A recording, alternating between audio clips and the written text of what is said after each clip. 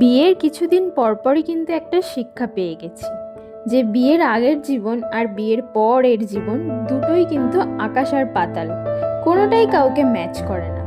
আমি না বিয়ের আগে ভাবতাম যে একই ঘরের মধ্যে একসাথে কি করে আমি একটা মানুষের সাথে থাকবো, যার সাথে আমাকে আমার ভালো মন্দ সমস্তটাই শেয়ার করতে হবে, যেখানে নিজের প্রাইভেসি বলতে কিছুই থাকবে না, যেই ঘরটাতে শুধুমাত্র আমার বলতে আমার কয়েকটা জামা কাপড় আর আমার ওই ধরো কসমেটিক্সের প্রোডাক্ট কিছু, কারণ মেয়েদের কিছু জিনিস আছে যেগুলো শুধুমাত্র মেয়েরাই ইউজ করতে পারে, আর কেউ কাউকে দেওয়া তো সেটা সম্ভব হয় না। সেরকম এটা নিয়ে তো আমি খুবই চিন্তায় থাকতাম যে সারা দিনটা তো সবার সাথে কাটানো যাবে, কিন্তু রাতে রাতে কি করে একসাথে থাকবো?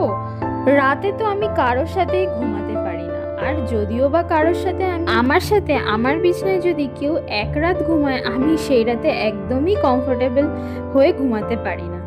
সেখানে একটা মানুষের সাথে আমি কি করে সারা রাত সারা দিন থাকবো, এটা ভেবেই আমি খুব চিন্তায় থাকতাম।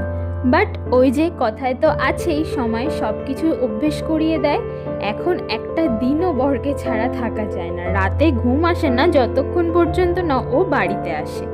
এখন নিজের রুমের মধ্যেও একা থাকতে ভালো লাগে না, মনে হয় এই ঘরটা ফাঁকা ফাঁকা লাগছে, ও আসলে যেন ঘরটা আবার ভরাট হবে। তো এইভাবেই কিন্তু আমাদের কন্টিনিউ হচ্ছে।